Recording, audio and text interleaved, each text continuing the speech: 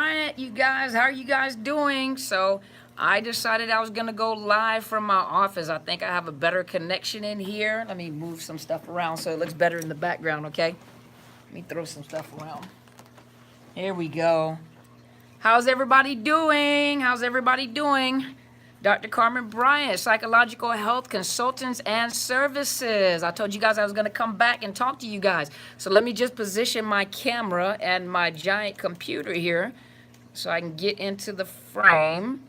So I'm going to wait for you guys to come. You can ask me whatever question you want to. I was just coming in. I was going to come talk to you guys about narcissist abuse recovery. My program is called Redefining Yourself. It is a program that was developed for those people, and especially women, that are thinking about leaving and that have left abusive relationships. But my main focus is narcissist abuse. And so I just wanted to talk about it. For those of you that are following me, if you're not following me, please go to my YouTube channel. It is Dr. Carmen Bryant, and it is DrCarmenBryant, and it is overcoming narcissist abuse. And so hopefully some of you, or all of you that are connected with me, have been following my YouTube channel, where I have been, I'm trying to get comfortable here, you guys. My chair is really big and uncomfortable. Okay. But hopefully you guys have been following my YouTube channel. If you start from the bottom up, I go into explanation about what narcissist abuse is. I have talked, if you start from the bottom, you are dealing with domestic violence. However, narcissist abuse, you're dealing with an individual that has narcissistic personality disorder. And it is very distinctive. If my mentor talks about it a lot. So if you have never been in a relationship with a narcissist, if you have, you will be able to talk about it. And so I'm just going to wait for a few minutes just for some people to come on. If you want to talk about narcissist abuse, if you have any questions, Miss Jennifer, I'm waiting for you. Mr. Naylor, I am waiting for you. Mr. Naylor had some questions for me, and he said he was going to wait until I go live. And so I'm just waiting for them to come in so they can ask some questions. But I have been talking about narcissist abuse, and I am a licensed mental health counselor here in the great state of Washington with the beautiful evergreen trees. And I am also a certified clinical trauma professional and a certified life coach. I specialize in, first of all, trauma. So I do that on a clinical level in my office, but as a coach and as a coach that also goes live and pre-records, I discuss narcissist abuse recovery. So I'm a narcissist abuse recovery specialist. And so if you guys had some wonderful questions before we were talking about narcissist abuse. We talked about what it looks like. First of all, let me explain. Narcissistic personality disorder is very distinctive. It is a personality disorder, and that personality disorder usually stems from trauma in childhood.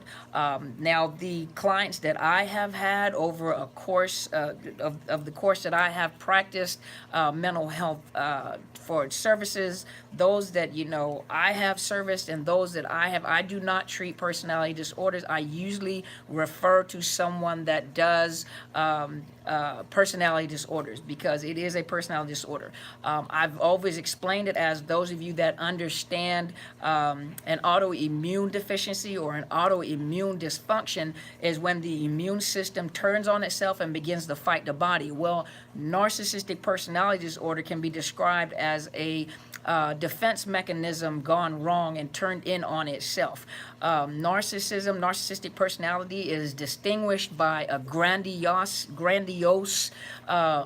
way of thinking. They have this godlike grandiosity thinking. They have this godlike image where they want people to basically worship them. But the main distinguishing features are the grandiosity and the lack of empathy. A narcissist, or a person that has been diagnosed with narcissistic personality disorder, is an individual that lacks empathy. meaning that they do not have the capacity to feel love, empathy, or have a conscience dealing with other people. They lack that ability to do that. Some people have been in relationships with narcissists and did not realize they were in a relationship with narcissists because they use tactics such as love bombing, love bonding. They also discard. There's a lot of language within. You can send it wherever you want to, sir. You can send it wherever you want to. But narcissists, they do not have the capacity to feel empathy for people, and they connect with people for the purpose of supply. The reason why they connect with people is not the way that we connect with people, meaning that when we, I'm glad you voted for Trump. You go ahead. That's what I'm talking about. You go for it. You do whatever you want to. But as I was saying, is that people, we have, I call them booger bears. We have trolls on there, so pay no attention. But what a narcissist does not have the capacity to feel empathy for people, and they connect with people not for the purpose of having a relationship. They connect with people for the purpose of fuel. So they connect with people for supply. And hi, Miss Donna. How are you doing? Welcome. Donna, just being real. Thank you for joining me. Ask me whatever question you want to. And I was just explaining narcissists, but narcissists connect with people not for the purpose of engaging and creating a relationship with people. They join with people, or they connect with people for the purpose of fuel. Everybody is used and then discarded when they are overused, misused. Hi, Miss Bree. Hold on, let me see what you said. Oh, thank you. Yes, email me. I do want to ask you some questions. Thank you so much, Miss Bree. Hello, fake news. How are you? But ask me whatever question you guys want to concerning narcissist abuse. Hopefully you guys have been following my videos. But a narcissist does not connect with people like healthy people do. Well, I'm so glad that you caught me live too. Hopefully I won't have any disconnections in my office at my house. It just, the internet went out. So I was disconnected for both not my Periscope, but my Facebook and my YouTube. So please ask me whatever question you want to. Thank you guys for joining me. So, as I was saying, narcissists do not connect with people. When we connect with people, we want to get to know them. They connect with people to find out what your weaknesses are, because they need to know how to dominate you. They need to know how to connect with you and get the most fuel. Usually what happens is what happens is they seek prey. They're soul hunters. They look for people that have weaknesses. You can find, and even though this broadcast or this program is meant for women that have been through narcissist abuse, men go through the exact same thing women go through. It's the same thing. It's just a female doing it, and females will use their femininity, while men, they're more masculine. They want to dominate. They're more into male things. Dominating, the grandiosity. And I've been talking about the different types of narcissists. You have the somatic narcissists. The somatic narcissists are those that usually use sex. They want to dominate. They want to use sex. They're usually very good looking.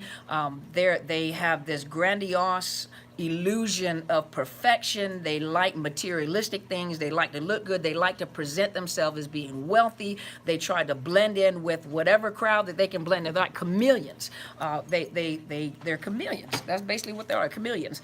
And somatic, they also there are many people that have come into counseling, especially like women, and they say that's the best sex that I've ever had, because they're sexually focused. And a lot of the somatic narcissists you will also find have porn addictions. They're also perversions and fetishes, but they're usually ones that will pretend like they're wealthy. They pretend like they have materialistic things. They kind of overspend. They overspend. And a lot of them are irresponsible with bills, and they're really into their looks. You have the cerebral narcissists, and those are more of your intellects. They're not as interested in sex as a somatic is, but you can have a combination of the somatic and the cerebral narcissist. The cerebral are thinkers. Those are ones that are more intellectual, they're more, into thinking, but all narcissists overthink situation and try to overthink or try to beat you in thinking, or they're always thinking, put it that way. That's why a lot of them deal with anxiety, they deal with stress and depression because they don't get a lot of rest, but they're always trying to outthink another person. Give me just a second because my forehead is shiny.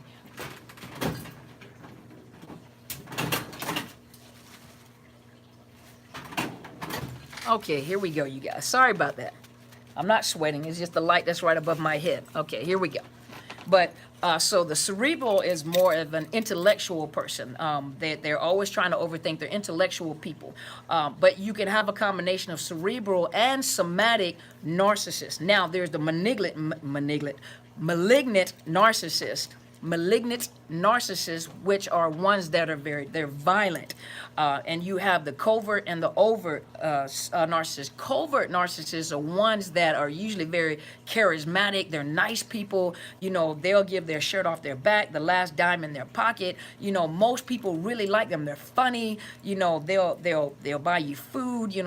Whatever they're gonna do, they're gonna do it. They're gonna do it big. And the covert ones that they usually blend in with people to a point where it's just impossible to believe that they could harm their family or harm their loved ones. And the overt one is usually one that's very blatant, very angry, and very, very overt, very obvious with their narcissism. So now you also have levels of narcissism. Narcissistic personality levels. You have those, you just like socioeconomic status. You have, impoverished, you have the middle class, you have the upper class, and you have the extremely wealthy. Well, narcissists come in categories too. You have the lower level narcissist, you have the mid-range narcissist, you have the elite or high, and then you have the great narcissist. Hey, Mr. Naylor. I'm gonna answer that question. And so I'm gonna read the question, I'm gonna answer that question. But you have the lower, the mid, the high or the elite, and then you have the greater narcissist. The lower narcissist, the low to medium narcissist, do not have they're unable to, they have a lack of control, put it that way, the lack of self-control. They fly into rages really fast. They can't control their emotion. It's usually lower to mid narcissists. They can't control. So those are the ones that fly into rages, they batter. And then you have the mid-range going up into the higher range. Those are the ones that are learning how to control, their tempers. They're learning. And think about it. What happens with a narcissist is that we train them. They remember they don't have empathy, and so it's us that trains them how they're almost like they metamorphosize into something. Women, we talk too much, and so we will describe what kind of man we want. And so as we are describing the kind of man that we want, we're writing a script to the movie. We're writing a script to the movie, to the film. We're writing the script of the role that they're supposed to play. And so they're listening to you. So as you think, you're like, oh my gosh, he is just a perfect gentleman, or she's just a wonderful, she loves to talk. He loves to talk. He's a good listener. Oh my gosh, he helps me solve my issues. They're not listening to you to solve issues. They're listening to you to find your weaknesses. And so everything that you say that you like and that you don't like, they become that you need, that perfect person. Later on in the relationship, you'll come back and say, I want the person that I met. He's changed, she's changed. I want that person I have. But for that person that you met in the beginning was just a representative. It was not. It was the illusion of a person to get in there, into your heart, into your mind, into your psyche, into your emotions, into your soul. But you drew a picture and you wrote the script of how they're supposed to be and how they're supposed to act. And so they listened to you as you talked, and you told them their weaknesses because they needed your weaknesses for later. So later on, they can actually come and use your weaknesses as a power and control thing. They know how to abuse you or traumatize you. And that's where the trauma bonds come in at. If you go look at my videos, go to Dr. Carmen Bryant, Overcoming Narcissist Abuse. And it talks about the trauma bonds. They know how to force you they know how to control you because they use trauma bonds. They use torment. They use humiliation and abuse in order to force you to do what they want you to do. And then when you comply, supply, then they give you the love, they give you the attention and the kind words,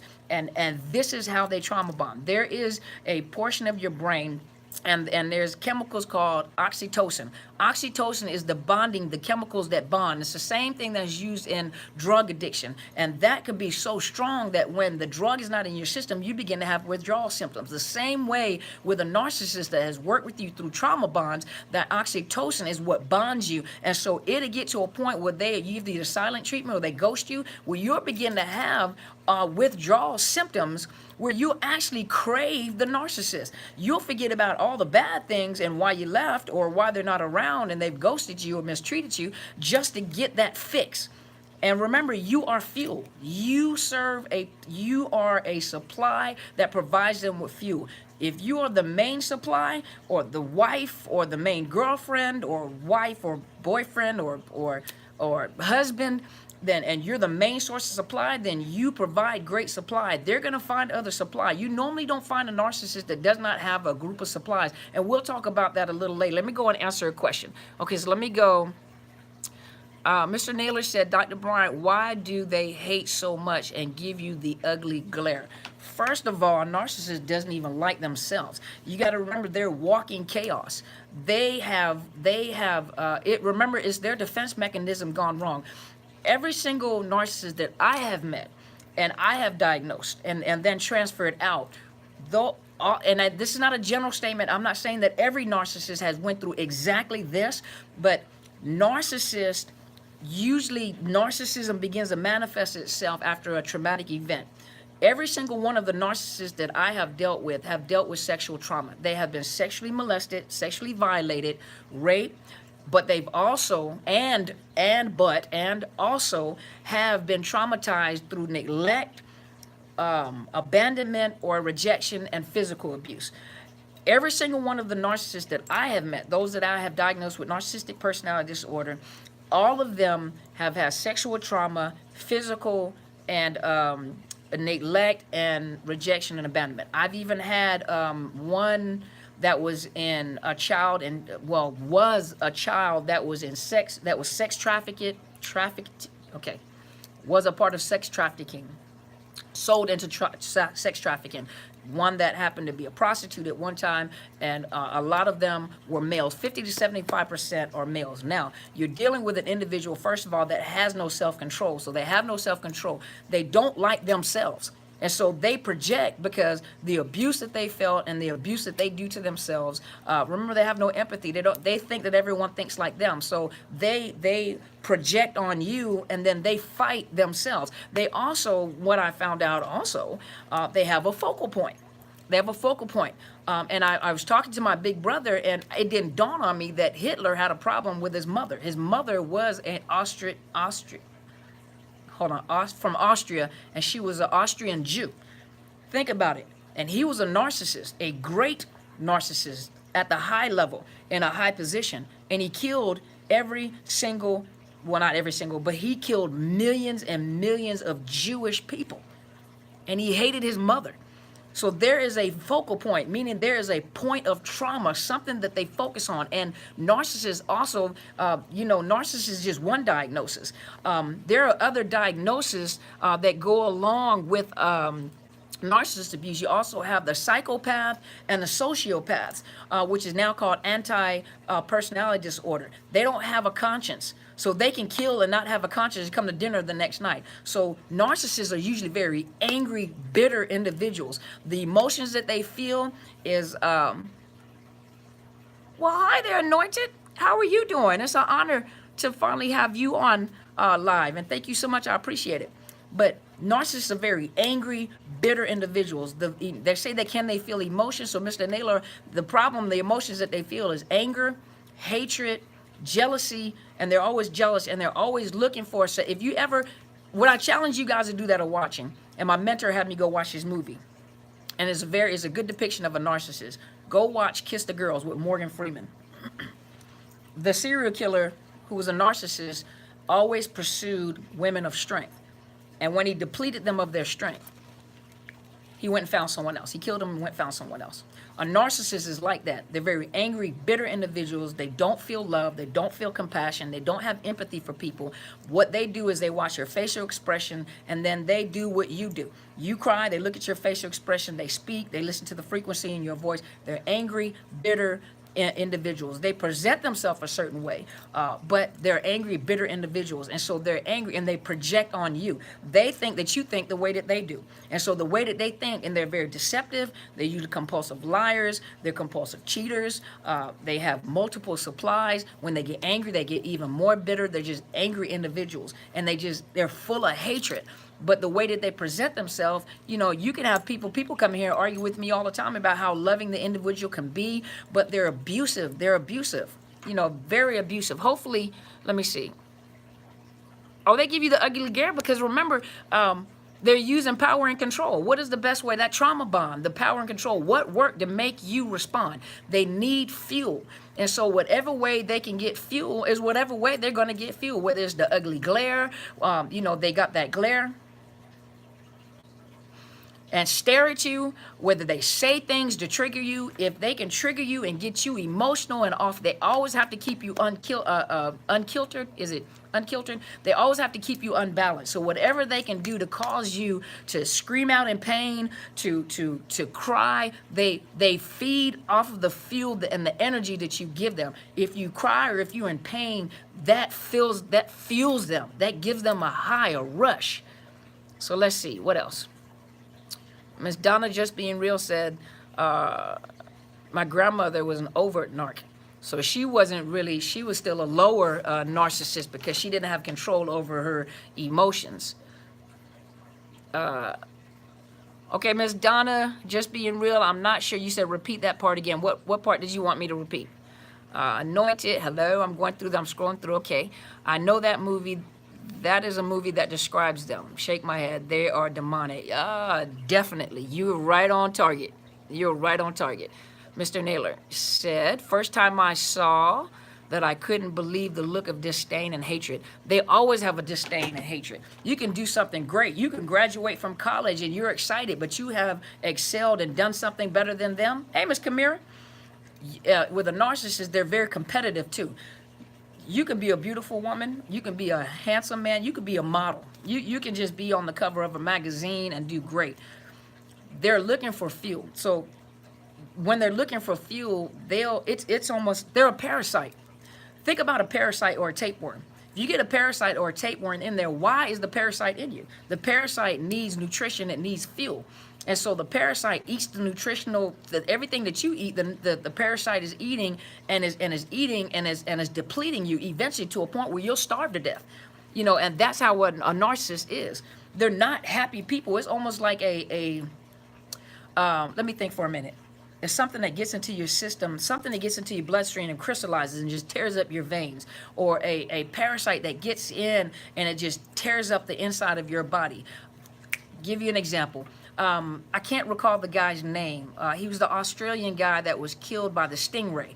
But at the end of the barbs, at the end of the sting, it stabbed him in the heart. It was a huge, not mantis, but it was a stingray. But the end of the barbs of the tail is real big. The end of the tail has barbs in it. So it has barbs like this. And what happened was he was stabbed in the heart. And when he was stabbed in the heart, when the tail came back out with those barbs, it shredded the heart.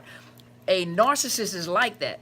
There is almost like a barbed weapon that gets into your soul, into your mind, and into your heart, and shreds the reality the self-esteem that you had. They don't have a problem. They're miserable people. So misery likes company, you know, but they always look for people with supply. It's almost like, you remember Edward Scissorhands? It didn't matter what he touched. He tore it up with his fingers.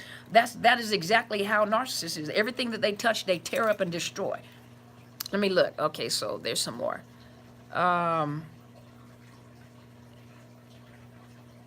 She said, so Mr. Lear said, she said, I just don't let stuff slide.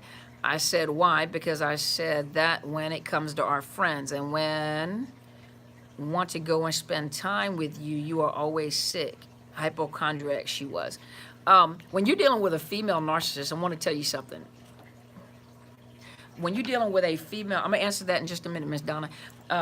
When you're dealing with a female narcissist, a lot of times female narcissists also have what's called histrionic personality disorder, and men can have it too. Histrionic personality disorder. Histrionic personality disorder is when they're over eccentric, like when you see, women walking by with a thong hanging out, or shorts all the way up to their neckline, everything hanging out on both sides, shirt plunges all the way down to their belly button. They're very dramatic. They're super dramatic. And what happens is a lot of times females will use anything that could, remember, they want a reaction. They need a reaction. That's their fuel. And so females sometimes go more over to the feminine side. Oh, woe's me, I'm sick, I can't do this, I'm so weak. And then there's this look that I hate, that I've seen it, and I can't stand this look because it just really irritates me. It's that pitiful, that pathetic, pitiful look. And so they'll use, whatever they can do to get the focus back on themselves is what they're going to do. And females, a lot of times with males want to control. They want to control, they want power. They'll use, power and job and money and material possession. Females want to dominate. And so males, you have to be very careful when you have a female that always wants to dominate you. A female that's openly disrespectful, never accept, and this is for males and females, never ever accept disrespect from anyone. If they cannot respect you, leave them alone. A narcissist will never change. A female can be very disrespectful. A male too. And they'll get you in public and try to humiliate you and embarrass you in public. One of the biggest things that they do, first of all, they gather their flying monkeys. But one of the biggest things that they do is that they have to convince people that you are crazy. So, Miss Jennifer, no, you are not crazy. But they have to convince people that you have a problem, you're crazy, and so they're working diligently to get people to side with them. And they use all the they use the dramatics, they use the oh my gosh, and whatever they're doing to you. Listen to them when they talk, because whatever they're doing to you, they'll tell people that you're doing to them. And so they're very, very, very, very dramatic. So yes, hypochondriac, they're always sick. Yes. Let's see, Miss Donna, just being real, said that they might have been sexually, oh, so what I was saying is that narcissistic personality disorder, if you do a good assessment, I try to do in-depth assessments. So I do a lot of tests and measurements. I do computerized testing, and then I do intakes, and I do paperwork intake, and then I sit down, and then I look at the symptomology. When I'm doing symptomology, every single person that I've ever diagnosed, and I'm not, this is just me as a therapist. I'm not saying all therapists, because not every single one of them probably have not been sexually molested. I do not know. I have to speak to my fellow counselors that have diagnosed, but every single one of the ones that I have diagnosed, and majority of them, remember, in the DSM-5, which is the manual that we use for diagnosis, 50 to 75% of narcissistic personality disorders diagnosed in men. The other part is the females. But every single one of them that I have ever diagnosed that were truly narcissistic personality disorders, some very overt, some very covert, and sometimes it wasn't easy for me to pick it up. Narcissistic personality disorder is not a diagnosis that's easily picked up. Even a narcissist is not easily found out. But every single one of them that I have ever diagnosed have had some type of sexual trauma. They were sexually molested or raped, some type of sexual trauma, and on top of that, physical abuse, neglect, and rejection. Now, I'm not saying every person that is sexually molested does not go out and sexually molest. Everyone that has been abused does not go out and abuse. But when you're looking at people that abuse, 9 times out of 10, they have abused or they have watched abuse, and it is a pattern of behavior that is repeated. It is a learned behavior. Sexually molested individuals, if they go and molest, it is a learned behavior. They're repeating what they learned. And every single one of the narcissistic personality disorder diagnoses that I've ever made, and this is just for me, not for all therapists, every single one of them have had a sexual trauma in their life. Males, majority of them were males, and some of them were female. I think I had 1 or 2 females, but the rest of them were males. And so they usually have some type of traumatic injury, and the ones that I had were sexually molested or sexually violated in their youth, and they also had porn addictions, and they also had perverse ways of thinking about sex, and a lot of them also were bisexual and struggled with homosexuality. Not all of them. Maybe 50% of them dealt with homosexuality, bisexuality, and it was very private and it was shameful to them, or bisexuality. And majority of all of them had porn addictions and some type of perverse way of thinking of sex when they discussed it with me. So let's see.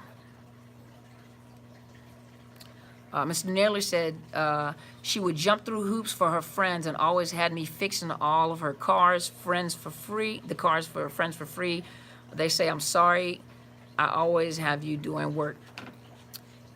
She was probably a covert narcissist. And a covert narcissist is the most wonderful, generous, nicest person to everyone. I mean, just, and you're looking at them like, what kind of creature is this? You know, a covert narcissist is usually just the most wonderful person, does favor for people, just, and you're looking at them and how nice they are with people and how nice they speak and how they would jump through hoops for people and the things that they would do for people. And yet when they come home, they're the most hateful, mean, abusive, verbally abusive, even physically abusive individuals or partners that you can imagine. It's like, who is this Dr. Jekyll and Mr. Hyde?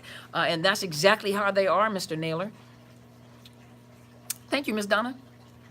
Miss Anointed, where can you get help for a child that's a narcissist? Well, it depends on how old the child is.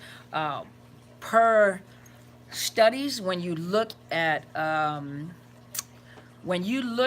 research and when you listen to psychiatrists or psychologists talk about narcissism, what they say is that most children that are young have narcissistic traits.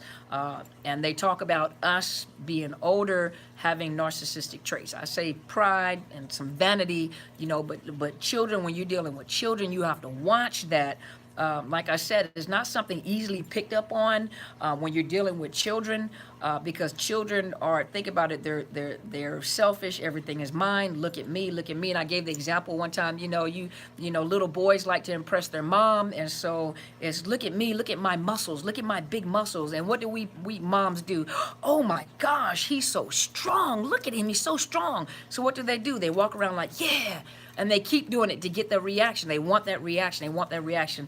And most kids are kind of selfish. Teenagers, especially teenagers going through puberty, teenagers going through what they're going through, they're usually very selfish, you know, self-centered. They're very competitive. You know, the guys are competing. You know, they're the jocks at the school. You know, they got to compete for the best girl. You know, so you know, you have to watch that, because sometimes what you think is narcissism might be just a phase of life that the kids are going through. The way that you tell, you know, and it's something that you have to monitor, you know, and you have to talk to someone that knows what they're talking about. But when, you know, the narcissist, remember, even with kids, you pay attention to that, because one of the main features, grandiosity, meaning that it's almost like a sense of entitlement. You know, and most kids have it, a sense of entitlement, like you just entitled, you know, you owe, the world owes me, but that sense of entitlement. But the other biggest thing is that lack of empathy.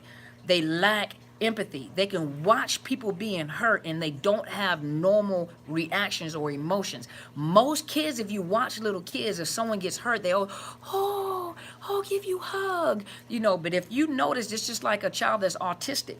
When you're watching a child that's autistic, they have a problem with eye contact and socialization. They get overstimulated with too much stimulation. They have a problem with eye contact, and it's almost like they're a little awkward. You know, a lot of things that, you know, that they're into routine. If you break the routine, they stress. Well, with the narcissist, you know, you have to watch them, because with a narcissist, remember, they lack empathy.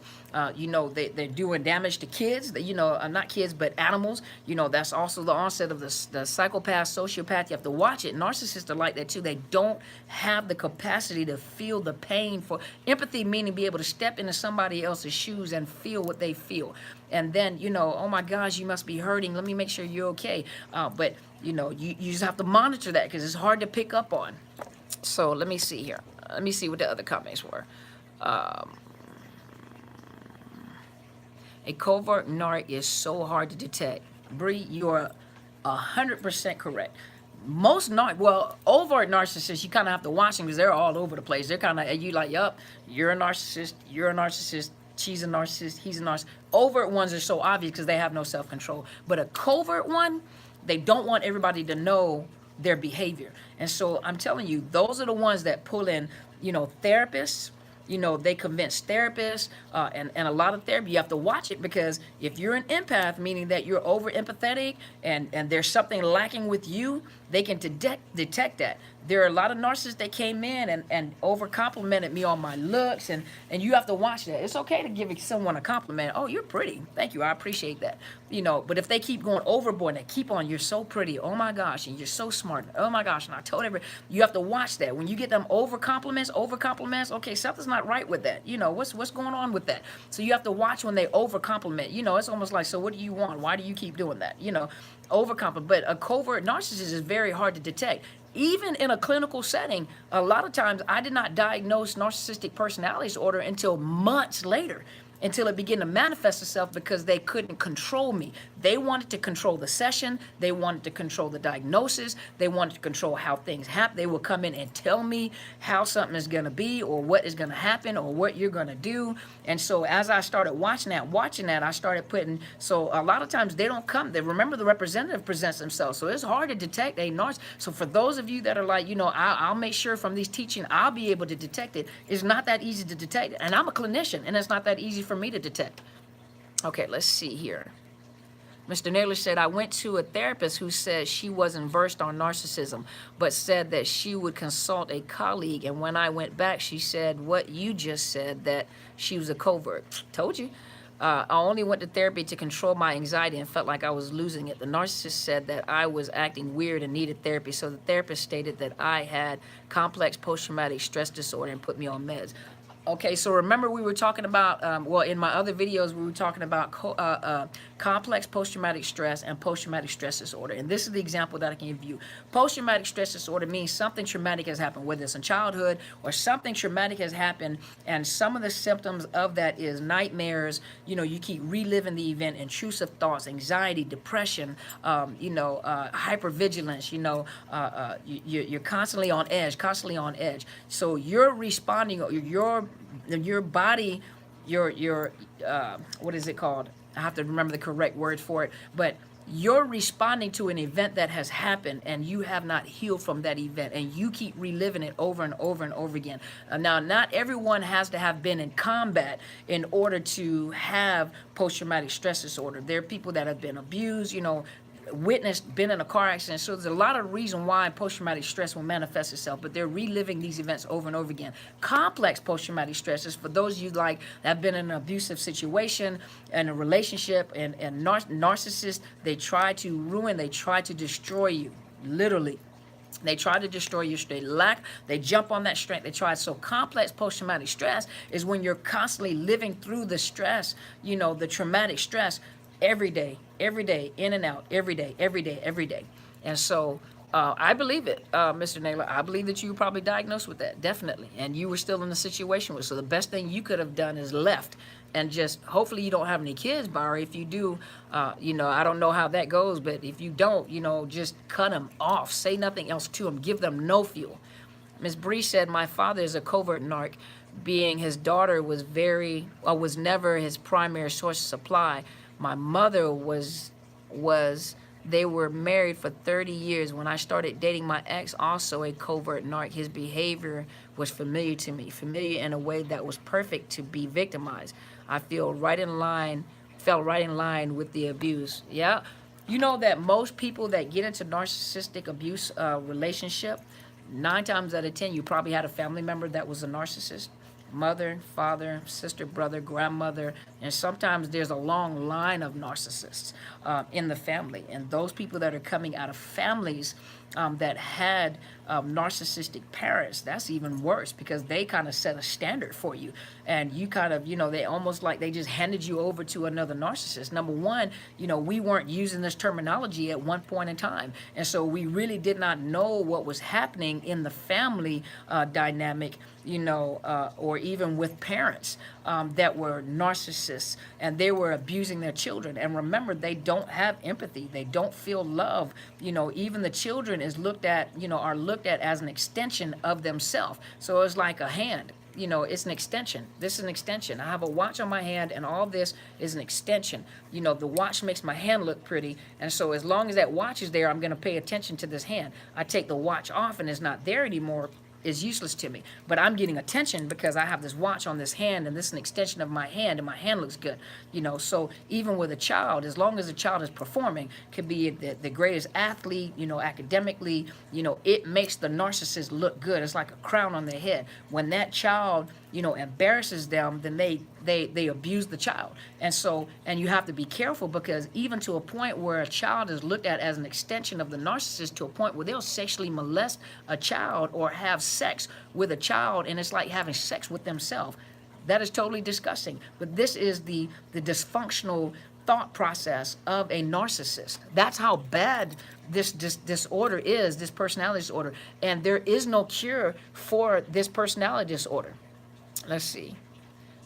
Mr. Naylor said, I never knew the narcissistic abuse could cause hypervigilance. Oh, definitely. I know combat can also cause that. No contact, 3 months, and life is better. See? I'm so happy I found your child. Thank you so much. I'm honored, sir. It's important to spread the word to people who are going through this. Most people would think that they're crazy until educating yourself helps in healing process. Exactly. And this is one of the main reasons why I created the channel and why I started talking about it. As I've said before, the testimony is that I was with a narcissist for over 22 years. I didn't know what was going on, and I was in the military, and I was being abused, and I was ashamed because I was a senior ranking non-commissioned officer, and I had soldiers that I used to take care of, and I became the greatest advocate in helping my soldiers when it came to domestic violence. The greatest advocate. I was a victim's advocate, whatever I could do to help them. The reality was, and the truth behind it is I was vicariously trying to save them because I didn't know how to get out of the situation myself. And so no one taught me about abuse, power and control, narcissist abuse, or anything. I look back at the military. Now they have created a program, the Equal Opportunity Program. They have the SARCs, which is the sexual abuse. It is the sexual abuse program that they have in the military now.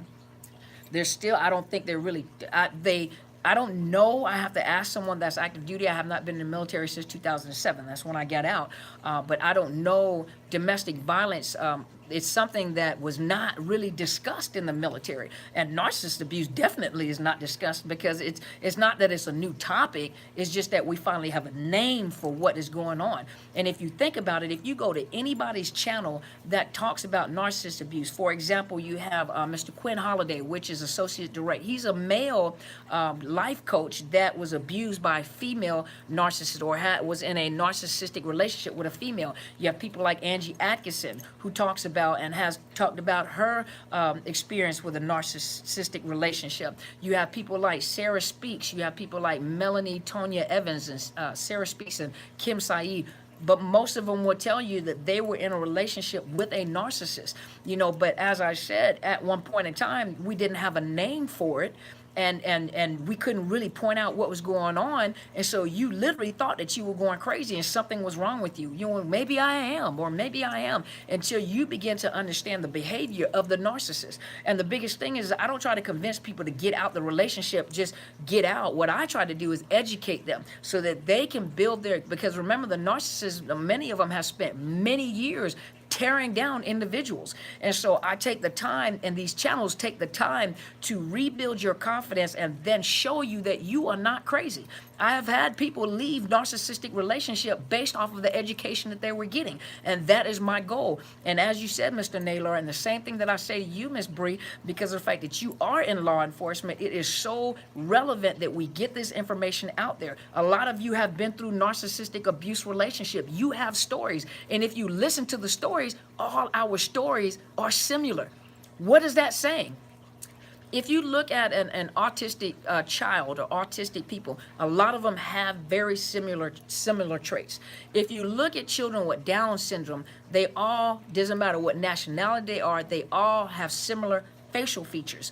When you look at certain disorders or certain, mental health issues or cognitive dysfunction, a lot of them have very similar features. Why is it that we're talking about narcissist abuse, and each one of you that come on here and each one of you that tells your story, whether it's a male like Mr. Naylor or whether it's one of the females that are telling the story, why are all these stories similar?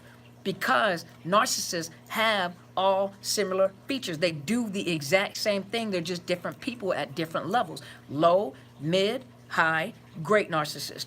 Socioeconomic status. You have the severely impoverished, you have the impoverished, you have the middle class, you have the upper class, the wealth, and then you have the great or the extremely wealthy. I'm gonna plug my phone in because my battery's dying. Give me 1 second. Okay, so I might have to move the camera back and forth, so I'm going to be looking at a distance, okay? You guys give me 1 second. Let me plug the phone up.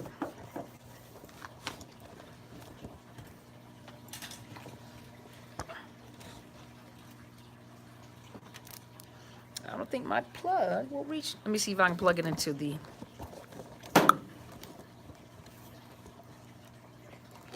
Give me 1 second, you guys. I know my head looked really big in the camera, didn't it? My bad, y'all. Okay, let's see here. Let me plug this up. All right, so now I have a longer distance to look between cameras, okay? So you guys work me. I got one camera on this side, and I got one camera on this side. All right, so I'm gonna look. Okay, what was I saying? Let's look. Okay. Yes, Mr. Naylor, that's what I was saying. I think it's very, very relevant and very important that we get this information out. A lot of you are recovering from narcissist abuse, but it takes education. I'm not the only one that's educating, but it takes knowledge, it takes education. We have to spread this word. We have to teach people. We have to teach it within the police department, within the legal system, with the counselors. What if we make it a continuing education requirement for those people in the health field, the people that are working in hospitals? They need to know what this looks like. When they begin to teach about domestic violence within the domestic violence groups at the YMCA, the YWCA, this should be a part of the training, because this information, you got people that can't recover because they think something is wrong. Their whole, everything about them has been tore down, So let me look. Okay. Miss Donna, just being real, wow, thank you for sharing. Was he in the military with you? There you go. Yes, all similar. Mr. Naylor said, and that's a yes, Miss Donna. And Mr. Naylor said, and matter of fact, Miss Bree, like you were saying that your spouse was on the police force. Both of you guys have had something to lose, and he knew how far to go. There goes my story. Mr. Naylor says, something that creeps me out. Her parents warned me and stated that she was very bad-tempered, to just ignore her and just deal with her moods. I know you mainly deal with females. This ain't no joke. It's real and can cause people to commit suicide. Oh, definitely. Let me tell you something about a narcissist and suicide. The greatest fuel that a narcissist can get from an individual is if an individual commits suicide because of them. That is the greatest fuel. Now, the fuel doesn't last very long, but that's the greatest fuel that a narcissist can get if they can get a person to commit suicide over them. That right there is almost like a shark frenzy. It doesn't last very long because they just go to another supply. And when they cry over you, they don't cry over you because you died. They cry over you because they lost their supply too quick. So now it's going to take them time to get a supply maybe just as good as you. And it, like you said, it doesn't matter male or female. a lot of times family members know that the family member may not admit, some of them are embarrassed. Some of them may disagree with you because remember, you have flying monkeys, which are the entourage. And I know it sounds harsh, but you have the entourage. And remember, that narcissist has probably already groomed family members, and especially when it comes to money, buy them things and pay for stuff and make them feel important and relevant, that they have paid for their loyalty. And I'm not saying every family member, but I guarantee you, most family members know that a narcissist, I'm going to use this and I'm going to use my old slang, okay, my southern slang. They know that they act a fool. They know that something is wrong with them. They just can't point out what's wrong with them. They know something is wrong, but they're not going to say anything because they feel obligated to them as family. They know something is not right because 9 times out of 10, they probably have been harsh and abused them and said some stuff too. But guarantee you know, as they're being educated, they can point out like, my child is a narcissist. But they may not ever tell you, may not say anything because their loyalty lies to the narcissist. Some parents just come straight out and tell you, I wouldn't get with her. I wouldn't get with him. Don't do it. Don't do it. You know, they don't know exactly what it is. And then the thing about it, like for me as a therapist, you know, I would sit in and teach this. I did not know at the time that there was a whole language and a whole description dealing with narcissist abuse. For example, flying monkeys and gaslighting and what was some other words? Give me some other words, you guys. It was gaslighting, flying monkeys, trauma bonding, love bombing, hoovering. I didn't know there was a whole language that went with that. And I used to talk about this in session, but I talked about it from a clinical perspective. And so when I was talking about it from a clinical perspective, I didn't realize there was a language that went with it. What ended up happening was I was looking through YouTube and I was like, I need to really, because I deal with a lot of women coming out of narcissist or in narcissist abuse relationship. And they're traumatized. They have complex post-traumatic stress. They're traumatized. And I'm a trauma professional, and I felt like I was not making headway because I couldn't figure out how to reach them. When I started researching, I happened to go on YouTube and I looked up narcissist abuse. And it just so happened that Angie Atkinson's page showed up. And the reason why I went and started watching her is because she reminds me, she looks like the actress that plays Garcia off of Criminal Minds. And so I said, I wonder if she's making videos. And I started listening to her, and I found out there was a whole language that went with that. And so she was describing very much everything that I was talking about in counseling. And so I started studying to find out the language. I'm like, oh my gosh, I've been talking about this all along. And so, and this is how I ended up starting to do videos. And when I started doing videos, and I had my clients go listen to Angie Atkinson, and I gave them other list of people to listen to. When I started doing videos, I noticed it was easier to work. Not saying that trauma is easy to work with, because it's not. You know, that's very time consuming. It takes a lot of energy, and these people are hurt. They're broken, especially coming out of relationship with narcissists. They're broken. You know, they're hurt, and to have to convince them. Remember, I was talking about the illusionist. Illusionist takes false information, interjects false information, and changes your perception of reality and truth. And so I'm dealing with people where I'm having to change and alter the reality of the new truth that was introduced, which was a lie. And so it takes a lot. It took a lot of time for that narcissist to train that person to think the way that they think. So it takes a lot of time for me to go in and have to systematically teach them that they have worth. Teach them that they're beautiful. Teach them it was never your fault or your problem. The abuse is never your fault. I don't care what you do. The abuse, no one has the right to psychologically abuse or destroy another human being, or even physically abuse male or female.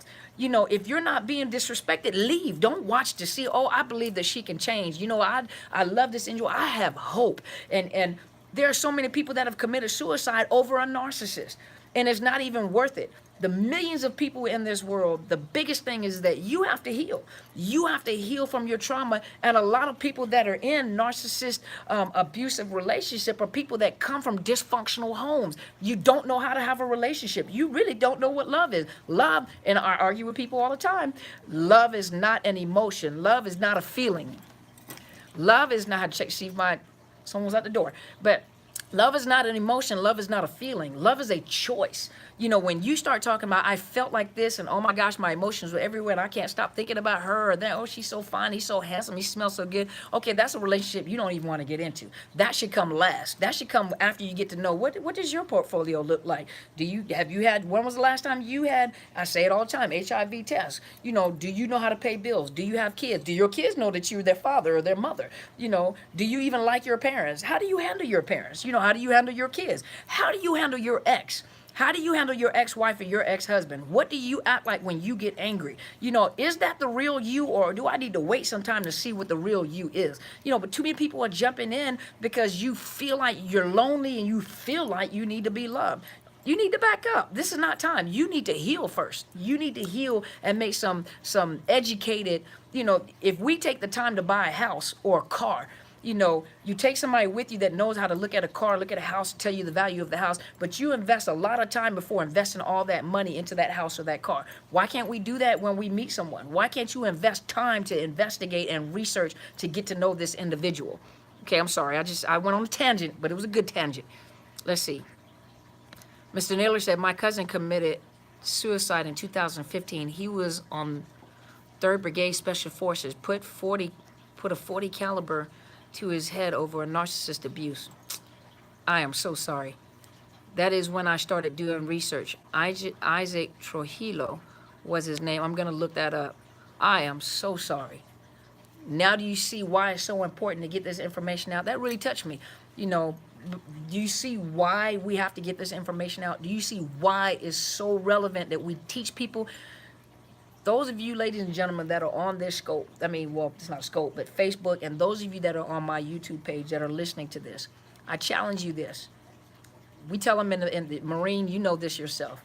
I want you to put your boots on. I want you to retie your boots, and I need you to begin to recover. I need you to begin to understand that you have value and that you are important to someone. Someone's waiting for you to get up to tell your story. If I didn't get up to go tell my story, you guys would not be on my scope. I had to get myself up, and there were times that I felt suicidal. I sure did, because I couldn't understand what was going on, and how can a person be so cruel?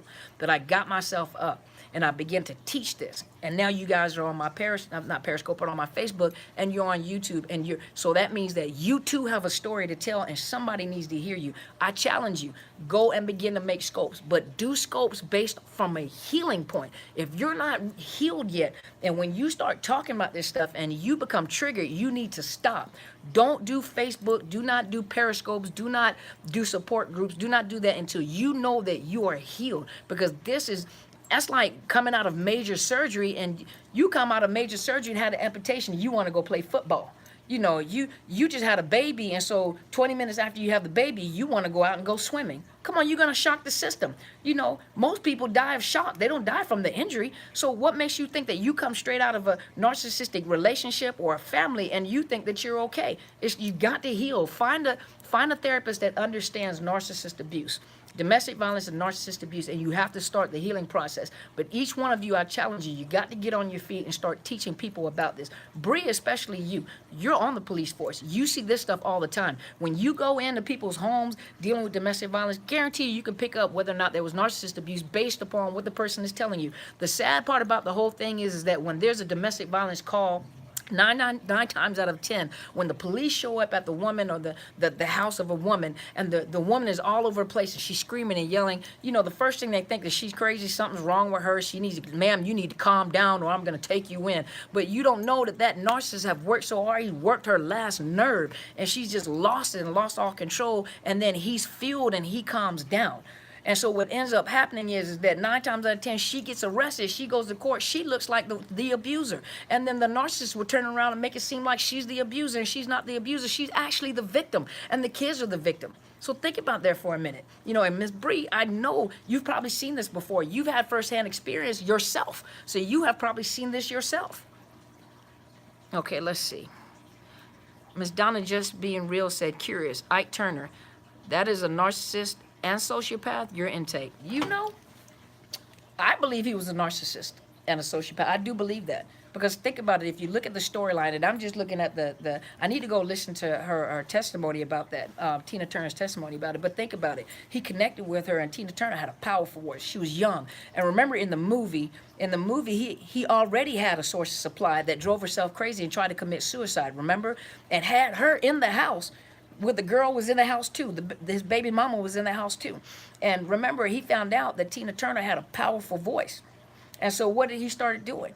He was her source of supply. He would not let her go because she was really the face of Ike and Tina Turner.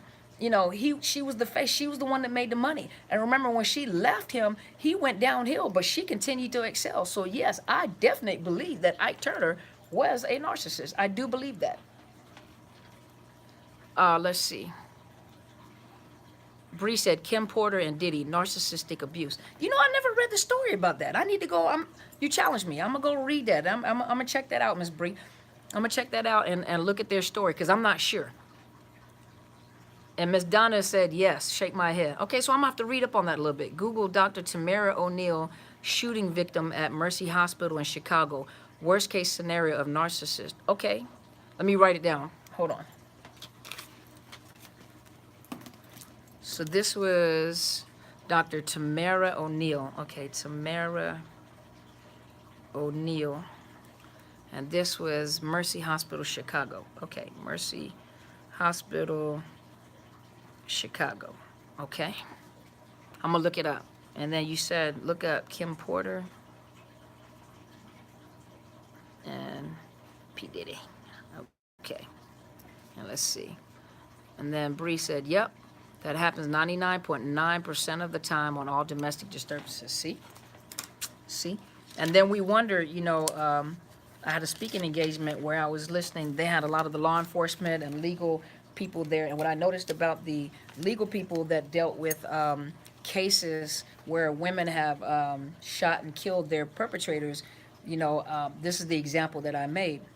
You know, when you have prisoners of war, and they're overseas and they're captive, you know, we do fall, and Mr. Naylor, you know this, we fall under the Geneva Convention, and you have to do, and in the Geneva Convention, we are told that when we are prisoner of wars, if we become prisoner of wars, you never stop trying to escape and to save your fellow comrades. You know, doesn't matter what branch of service, you know, but it says in the Geneva Convention what we fall under. It says that when we are captured, that we will always try to escape our captors and try to save our fellow comrades. So now you see these stories and you hear these stories about, hey, you know, the U.S. Marine or the military or the Army individual shot and killed the captors and saved 20 people that were held captive and returned to the United States to the U.S. soil.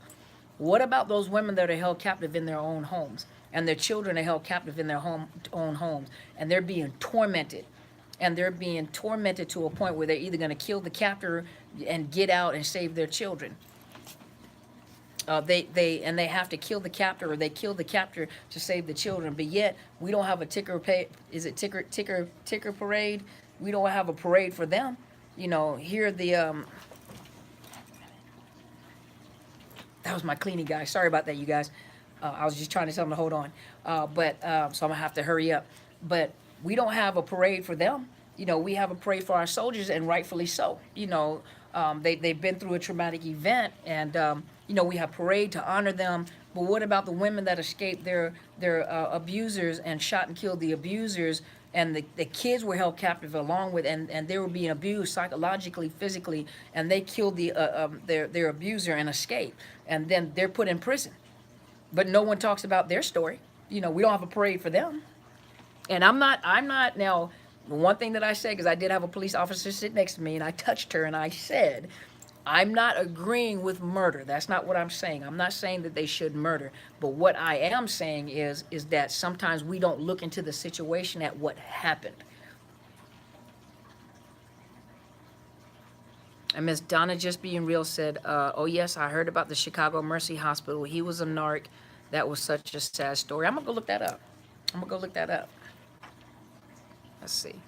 So I'm gonna have to go because I have the cleaning guy. He's outside the door wanting to come in to clean the office, and I don't want to interrupt his work. Plus, I need to go home. It's time for me to go home. And so, first of all, thank you guys for tuning in. Thank you so much for joining me on the live broadcast. I'll try to do this more often. You guys think of questions. I'm gonna look up those stories. But think of questions if you want to ask me any questions. If you want to email me, my email address is Dr. Carmen Bryant, DrCarmenBryant @outlook.com. You are so welcome, Mr. Naylor. Good night to you too, sir. And thank you so much for asking questions and sharing your story. And please, if you have not already, go to my YouTube channel. It is, good night, Miss Donna. Go to my YouTube channel. It is Dr. Carmen Bryant, Overcoming Narcissist Abuse. Subscribe to the channel, hit the bell so you'll know when I come on or whenever I post a new video. I also have a professional Facebook page, which is Psychological Health Consultants and Services. You know, you are more than welcome to join me, you know, leave comments. And remember, in the earlier video, I was telling you guys, you know, you email me too, Dr. Carmen Bryant @outlook.com, DrCarmenBryant @outlook.com. And remember, I was telling you guys earlier, I want you guys to start thinking of some names for a tribe.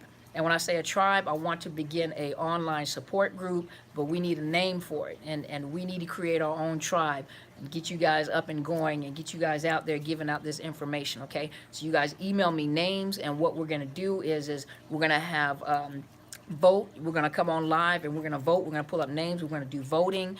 Yeah, we're going to do voting, and whoever the title or the name that is chosen, I want you to send me your phone number. I'm going to talk to you. We're going to have a 45-minute time together, whether we FaceTime, telephone, and I'm going to send you a special gift, but we're going to use whoever title we choose is going to be name of our tribe for our online support group. Hopefully you guys enjoyed. Thank you guys so much for joining me. I really appreciate it.